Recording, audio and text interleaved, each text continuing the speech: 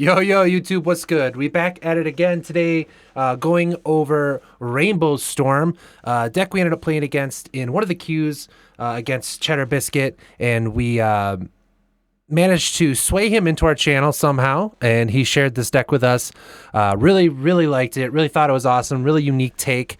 Just really cool. I'm always interested in going different routes with different decks because you just never know what version of the deck's going to be best, and it also surprises the meta sometimes. So this is going to be Rainbow Storm. We have a slideshow put together from Cheddar. Cheddar's here if you want to say hi. Hello. Nice. So we're gonna go through it. Cheddar's gonna do most of the talking. I'll chime in. We are doing this on stream as well. So if you see random strobe lights, I apologize. That's just gonna happen. So, but yeah. So let's break it down into it and what all we got here. So, All right. All right, thanks, Dylan. Rainbow Storm is a storm combo deck that uses the combination between Channel the Suns, which is a 4-mana sorcery printed in 5th Dawn that creates white, blue, black, red, green, and combining it with Bring to Light as a tutor value engine to, instead of finding something like Escape Shift, you're finding Past in Flames and trying to like go off with 3 lands in play instead of 7. Right. So essentially, the deck, the goal of the deck is Storm, and once we start breaking into that, you guys will get into it and understand. But yeah, so essentially, the deck is Storm. So I'm gonna go ahead and we'll go here. So here it is. Go ahead, Cheddar. All right, so Rainbow Storm is a modern storm deck, and what this deck is trying to do is you're trying to maximize the value of Bring to Light to find many different types of storm win conditions. Basically, what you can do is you're trying to get out your mana reducing creatures on turn 2, and on turn 3 use Desperate Ritual, Pyretic Ritual, Channel of the Suns, and Manamorphose to start making lots of mana.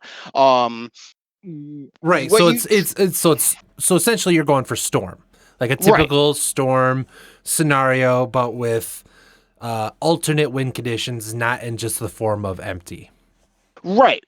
I know that traditional red blue storm will use Gifts Ungiven as to be able to go find your Past in Flames, your Manamorphose, and a Desperate Ritual and a Pyretic Ritual, and something goes in the bin. Doesn't matter what goes in the graveyard. You cast some more spells. You start casting everything from your grave, and that version of the deck uses lots of cantrips. But in this version of the deck, you can go from Channel the Suns into Bring to Light and go to find your Past in Flames directly, and from there proceed to go through the rest of your graveyard and go through that. And then when you get, what's cool about the interaction with Bring to Light though, when you cast your Bring to Light and you find Past in Flames gives Bring to Light flashback. So when you go through again, you can just cast the Bring to Light again and find your storm spell directly instead of having to go through Gifts Ungiven. Right. So the quickest, cleanest kill is a Grape Shot kill. You can Bring to Light for Grape Shot and go ahead and point damage at your opponent's face. But sometimes, if the whole Past in Flames is shut off by like Graveyard Hate, you can also go like a Ritual, Channel of Suns, Bring to Light into Empty the Warrens, and usually you have like a high enough storm count where 10, 12 goblins out on turn 3s can make a lot of decks scoop. So right, yeah, definitely. That's why main Storm usually runs at least one copy in the main generally. Right. And I know I've seen lists that pack like 3 more in the sideboard. And what's nice about Bring to Light, you're running 4 copies of Bring to Light. You basically have like 5 copies of Empty the Warrens in the main board because it's just like, well, I got the graveyard's locked down. I guess here's a Bring to Light. I'm gonna go find my 1 copy of Empty the Warrens with one of these 4 copies. Find one of these copies of Empty the Warrens with these 4 copies of Bring to Light to have. It's pretty resilient as far as that goes. Right. Now let's talk about the cards that a lot of people are going to be interested in seeing on the screen, and that's going to be Tibalt and the Horn. Horn's not going to be that surprising because of Storm right now. A lot of people are trying a 1 or 2 of, but with Tibalt, that gives you another line where it just creates, because some decks just can't handle Tibalt, and so we have a question right now we can do real quick. Shippo asked how you get Tibalt on the field, so go ahead. Yeah. Okay. So, Bring to Light searches for a creature, instant, or sorcery card with a converted mana cost less than or equal to the number of colors of mana you spent on Bring to Light. The front part of Tibble is actually Valky, God of Lies, which is a 2-drop, right? And when you search for Bring to Light, you use Bring to Light to search any other zone beside any other zone, that card is a 2-mana card. So you can find it with Bring to Light and you put it into exile. But when you cast that card, that you can choose any spell on that card, including the 7-mana Planeswalker. So once you're casting the card, you can pick any spell on that card, including you know the 7-mana Planeswalker, even though it's a 2-mana spell in the deck. Right. So if we had like I think that if we had like an adventure type of card and I cast Bring Light in for like something with like adventure, you might be able to pick both sides. Right. Tusiv, no, it was not. Um, they got rid of the cascade ruling. Bring to Light still allows you to go get. Bring to Light has special wording, so it still allows us to go get Valky and cast the flip side. Cascading was ruled out because cascading was just changed so you can't cast something that cost more than the card, regardless. Right. It won't last then. Okay, so go ahead. We'll go ahead and go to the next slide here. Kind of give everyone. Right. So, why All are we right. playing Bring to Light in the deck versus typical Storm cards for people All right. to get an understanding of why we're trying this? All right. Thanks, George So Powers, for the sub. yeah. So Bring to Light is incredibly versatile. There's so many different lines of play when you're playing Bring to Light. You can still find your gifts ungiven. It's still packing 4 gifts ungiven, but you can find more gifts. You can basically now effectively have 8 gifts ungiven in the deck. But you can also, if that's not working, you basically have 5 5 Empty the Warrens in the deck because you got your 4 Bring to Lights and your Empty the Warrens, so you can go that way. You can find your grape shots easier, and then if all that's shut off, you can go find the horn or Tibble, and just you will kind of find an answer, or it's really great. It plays around Graveyard Hate. Also, it plays around Leyline of Sanctity. If Gifts is shut down because they have hexproof and you need to target them, well, you can just Bring to Light and combo out anyway without targeting your opponent, and then just make like 30 goblins at the end. Right. Yeah, for Um, sure. Sometimes this deck kind of just turns into like, 5-color value, and when you just like, all right, well, I'm gonna play a Valky on a Tibble on turn 3 or 4, and just kind of control the game with that. A neat interaction with Bring to Light is it kind of like goes mana neutral with itself, because you can, Bring to Light into a Channel the Suns. Effectively, you're replacing all that mana that's spent and you're getting it back. So let's say I have 2 Bring to Lights in my hand. Go Bring to Light into Channel the Suns into my Bring to Light again. So I don't have to worry about like, oh wow, my hand's flooded with Bring to Lights, because I can just turn those back into Channel the Suns and just keep the storm count going. And whenever you're casting something with Bring to Light, you're basically adding 2 to your storm count. So it just kind of helps pump up that number, and that matters especially when you're going for something like an Empty the Warrens. Right. Yeah. No. And I agree. And I played maybe once or twice with the deck and stuff like that. And casting Bring to Light always felt pretty good. Even casting it for 3, like you said, or 2.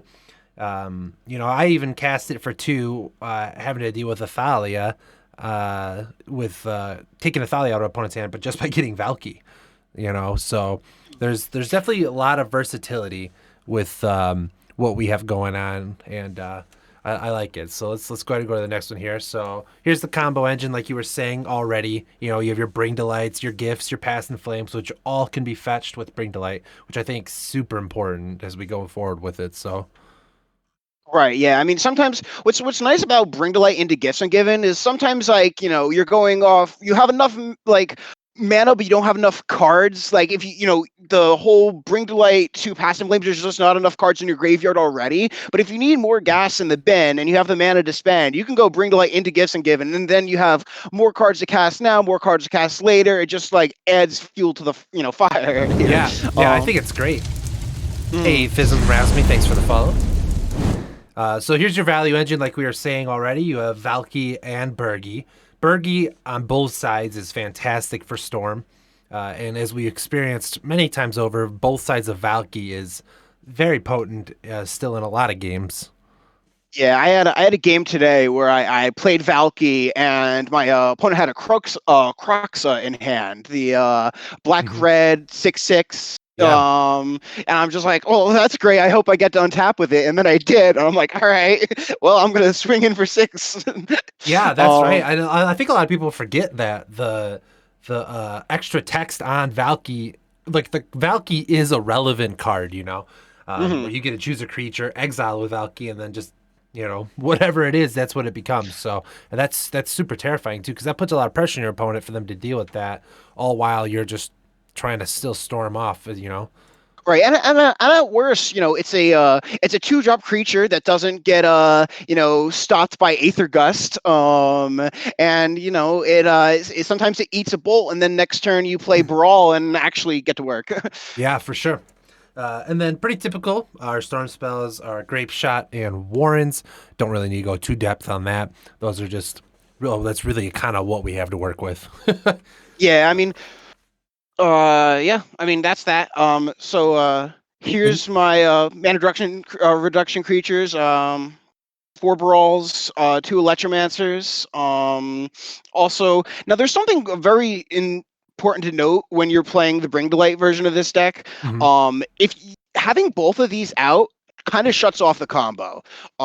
If you what the way Converge works with Bring to Light, if you have both of these creatures out, the maximum you can cast Bring to Light is for 3 colors of mana, which means you won't be able to hit your Past in Flames, Gifts Ungiven, Channel the Suns, or Empty the Warrens. So it's really important not to, mess yourself up by having both of these out when you're still looking to find, your Past in Flames. Yeah, Once you've already Past in Flames, and you're not planning on, searching for another 4-drop, then you can, slam down that Electromancer and, you know, keep going. right. But And go ahead. Sorry. oh yeah, but before that, make sure you know that you have up to 4 colors of mana before starting to storm. Right. And then something to note: the reason two Mancers is being ran is because we're still running two Bergie, and Bergie is a bit more flexible in terms of a grindy game than Electromancer, and Brawl's just the better dork overall in terms of reducer. And our rituals, as we go into them, as we showed before, we have the Channel of the Suns and only 2 copies of Pyretic and Desperate Ritual. Yeah, so this is one of the areas where this deck needs to cut back from where the blue red version would be running 4 of each, because that's all blue red has. They don't have access to our Channel of the Suns, which is fixing our mana for our converge spells. Um, but with the way it works, you still have 2 of each, so you can still, gifts find, the Desperate Ritual, Pyretic Mm-hmm. Ritual, and then gifts again, and Right. still find more of them. So it's important to have 2, because with unique names, with gifts ungiven, that matters. So, but it actually still functions really well with only 2 copies of each. Yeah, and I think with the cards that are in the deck too, I think it creates a lot of more lines with gifts in general. Because it's just because when you're putting in now, you have 3 rituals to work with as well. So your opponent really has to choose when he's breaking it down. Yeah, and it definitely opens up the door to a lot of different piles, because now there's a full mana pile where you can go Desperate Ritual, Pyretic Ritual, Channel the Suns, and Morphos all in a pile, and Yeah, it's just like you're gonna get a lot of mana no yeah, matter something's what. happening. And then, as you spoke to before, going to the next screen here is cantrips. Normally, Storm runs at least 12, I think, maybe more if you consider Manamorphose the cantrip. Well, I mean, which it is, but so yeah, essentially we're only running, if we're counting it that way, 8 with 4 Serum, 4 Morphos, and then we put in 2 Remand. I think Remand's pretty important still in these types of decks. Yeah, this is one of the cards that was like a late edition. Dylan was recommended. Yeah, I think we still need to run Remand. So I'm like, yeah, I think you're right. But yeah, there's not a no sleight of hand, no opt. That's our this deck is just hoping to put down bigger more expensive spells and just hoping to draw them and go when you have like that higher spell like value density there. You're not spending as much time trying to sift through your deck to find your 8 rituals. Yeah, and I think it's great. I mean, it didn't feel when I played it a couple times, didn't feel too inconsistent still with having those 8 less things because we're running extra cards to make up for those slots, with the channel and all of that. So we don't have to keep looking for other rituals and things of that nature. It just casts the spells that are powerful. Yeah, and then I would say, in my opinion, a pretty simple mana base. We're running instead of running a fetch list. This is the only part right now that I think the deck could be adjusted with when I was looking at it more and more is it in this meta especially with these types of decks, and it'd be really hard because we're playing essentially a 5-color deck, but painless mana bases are really good right now. And it'd be really difficult to do that with this type of deck, but you still have cards like Reflecting Pool and cards like that. So that could be something to look into as well in the future, going forward with what we have. But for now, we're running a total of 9 fetches. Yep, that is correct. Yeah, we're running 4 Misties, 3 Wooded Foothills, and 2 Scalding Tarns. This will basically help you find your different shocklands, basics, and our Triome. Yep. And so Shocklands, and we'll definitely get to that dredge. We are running at least one. So Shocklands, we're running 2 steam vents, a breeding pool, a stomping ground, a crypt, and a fountain. And the reason is we have to do this is because we are still a 5-color mana deck. We're not always going to be using all 5 colors, and we have channel, but you're not always going to get the channel. So it's yeah, or the Manamorphose. Yep, it's very relevant to be able to have access to all 5 colors, or at least 3 colors, or 2 colors even, which is simple enough. But 3 colors and 4 colors is generally the goal, though, right? Because 4 colors absolutely allows us to get channels. So yeah, there the 5th color in there is for a special sideboard card that we'll get to later. Yeah. And then we have, so here's our non-basics, like you were asking there, Dredge. Yeah, we're running 1 Triome. He had another Triome in there before, decided to cut it, which I think was a good cut. But it is the Zagoth Triome for black, green, blue, because green, blue are our more important colors over red. And then the other non-basic is 1 Pathway, so green, blue, Pathway. In a deck that's not running as many turn 1 cantrips, sometimes fetch land into Zagoth Triome is a perfectly fine first turn play, as long as I got like more lands in my play and I got relevant spells in my hand. Like go fix the mana base turn 1, turn 2 play a red land, play like Electromancer, turn 3 win. Like yeah, no, and I think that's fantastic. And then 1 of each basic, which I think is important, obviously, because Blood Moon still hurts. Even though we have Manamorphose and Channel, Blood Moon can still take us off our game a turn or 2 until we're able to stabilize with those cards. So it's important to be able to fetch these when we need to, when they are playing a Blood Moon on turn 1 or 2 or a Magus. So yeah, or there's so many Path to Exile effects, and there's so many destroy your land, go find Ghost Quarter. Cleansing Wildfire. And speak of Blood Moon, here's our companion Gigantha with a Wellspring. This is another way to fight around Blood Moon. Our deck satisfies condition, and more often than not, this is just a available 5/5 beater to go find. But hey, one sec. Hey, Diablo XCS, thanks for the raid. Coming in with 42 people. Welcome. We are currently doing a deck tech of 5-color Storm, brought to you by Cheddarbiscut. We're going to be we're almost done with the deck tech, and then we're going to run through and play a league with it. So for everyone who just tuned in, I'll do a quick rundown of the deck once we get to one of the last slides, which will have the deck list, and we'll go over our last final thoughts. So bear with us for right now while you're in here, and we'll go from there. Speaking of Gigantha, this is actually one of my favorite things, is I love this I love this companion. Oh yeah, it's great. He's a 5-mana 5/5 that taps for 5, and you just get a beat face with him. And I've won many a games with Gigantha, Oh so yeah, I'm a big fan of him.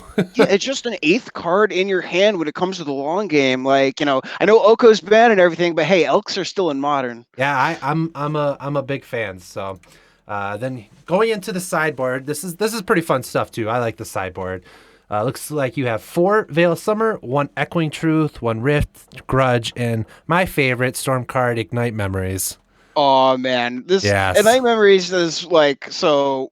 I started playing this deck right around when Eldrazi Winter started happening when they banned Splinter Twin, and I'm like, all right, well, I need something else fun to play. So I started, came up with this. All right, cool. Channels on the Bring Light, and I'm like, let's run Ignite Memories. Yes. I love And it. it's really good against your big mana Tron decks, or especially something like Amulet Bloom. Like if you can catch your opponent with a Titan in their hand, like that's when you want to be landing Ignite Memories, where you might not have the mana reducer out in play, or something's messed up. They exiled the relic of Progenitus on the battlefield, or something's wrong. You can Ignite Memories, and you can get there.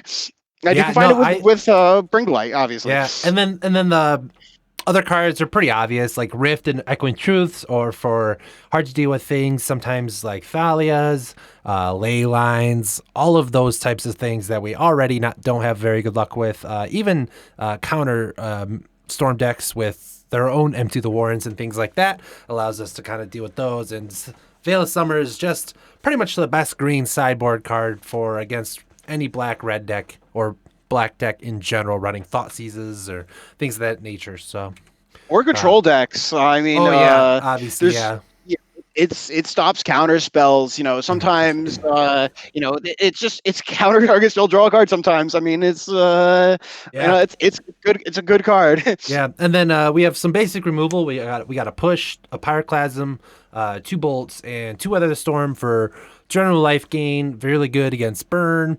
Bunch of other kind of aggro decks, stuff like that. Just allows us, usually you only need to survive like 1 to 2 more turns when those decks are kind of going face the whole time. So Weather the Storm, really good sideboard card in my opinion right now too. Yeah. Yeah.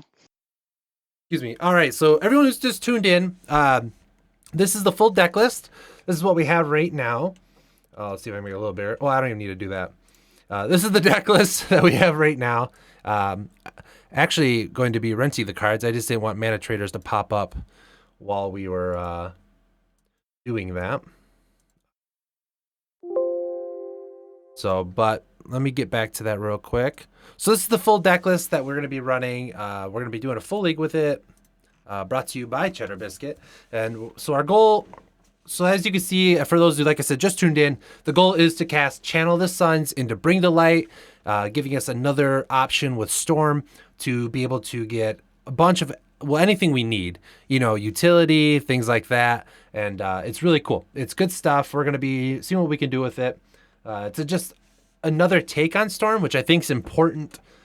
Again, I say this a lot in my stream, but I think it's very important for you not to stick to general meta standards, because those decks are, done and proven, but that doesn't mean that everything has been tried. This deck could be other decks that Storm could not beat because it has Valky. Valky, getting out Tibalt will allow you to beat a bunch of decks like Control and stuff like that just can't handle it. So I think it's really important to note that because people sometimes get stuck in a standard. Sorry, I didn't mean to rant. All good. No, yeah, no. It's always fun to give different things a try. Because that's the thing that like turns the table when a hot new piece of tech comes up, or sometimes it's like a really old card. It's like when Mishra's Bauble was around for so long and completely Yeah. under the radar, and now Yeah. every deck's running 4 copies of I Mishra's Bauble. I So I can't argue that. I literally put it maybe in almost all my decks because it's just like what oh man, any any of the any of the Phyrexian spells. Gataxian Probe. It was just like Gataxian Probe. oh It was the same reason Gataxian Probe got banned. It was just major deck 56 cards, which Man, I had so is much fun with Get Probe. yeah. And then when you add Probe and Bauble, now you're running a 52 card deck, and that creates consistencies that shouldn't be there for Right. Magic. So, but yeah. So I'm gonna. Do you have any closing words, any things like that? No, I just I'm thank you for having me on your stream, and I really hope you enjoy this deck. I hope a lot of people enjoy this deck. Yeah, I know. this is gonna be great. I'm pretty excited. All right, yeah, I'm looking forward to seeing it. So good luck. Oh wait, I guess we'd have some questions. What do you got, Dredge? Yeah, if anyone has any questions about the deck, let's just do it now. Yep. Dredge says he has a question. Let's see what he. I don't know what it's gonna be. It's Dredge, so we'll see. Why play this over other Storm variants? Wouldn't this be a Storm variant? Yeah, so I mean, I really like the flexibility that this gives me. Making 5 colors of mana is really, really fun. And being able to go find a 7 mana planeswalker on turn 3 is amazing. Being able to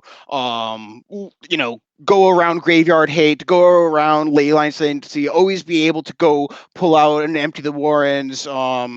There's just so much that I can do with this deck, and it's just a blast to pilot, and I like it a lot. So let's say we can say versatility, basically. Well, Yeah, and I definitely honestly, say I mean, versatility. or like most people just look at it and be like, oh, it's for Tibalt. Well, yeah, I mean that's huge. Tibble is a huge factor of this deck. But then you also have essentially 8 copies of your Gifts Ungiven, which is the main version. That's the main engine behind your Blue-Red Storm. Well, now you got your 4 copies of Gifts Ungiven. You also have 4 Bring Delights. So you're more likely to hit one of your big valuable spells that are gonna win you the game. Right. Can we beat Blood Moon? Yes. We have Manamorphose, 3 basics, and Channel of the Suns. So essentially one And Jegantha. Oh yeah, and we have Jegantha. So yes, it's not that hard to beat Blood Moon. Obviously, Blood Moon will still cause an issue in some scenarios. That's just bound to happen. That's what Blood Moon does. But you just have to be smart with it and know to fetch a basic when you can see a Blood Moon coming, or it's game 2 and you know a Blood Moon's coming. You just fetch appropriately. Right. I mean, there's so many ways to find your forest. The forest is the more important one to find when you expecting a Blood Moon to drop, because that's because you have a forest. You can open up your Channel of Sun, so now you got your 5 colors of mana. And once by the time you're going Channel of Suns into Bring Delight into your Past in Flames, the fact that there's a Blood Moon on the matter, it doesn't matter because you're storming off. Right. And then even to answer your first question there, Dredge, you asked how can it interact via discard and removal spells. Same way most Storm decks will. You just basically grind it out. It's same thing, but we have the ability to go Bring Delight now. Yeah, but in sideboarded games, if you're going against discarded decks, you go turn 1, fetch land pass. They Thoughtseize you back. You fetch out your breeding pool. You play Veil of Summer and you counter their Thoughtseize and you draw a card. Yeah, no, very important. So pretty typical gameplay in that, and pretty typical Veil of Summer gameplay, So. But yeah, so that's all we got. I'm going to wrap this up so we can hop into a league, mess with the deck, play around, see what we could do, maybe have some fun with it, a quick 5-0, no big deal, whatever. And then let's do it. So I hope to catch you guys all. Remember to, oh yeah, sorry. So this is going to be for YouTube. So remember to like and subscribe. I really appreciate everyone coming to hang out, and we'll catch you in the next video with the league. So peace.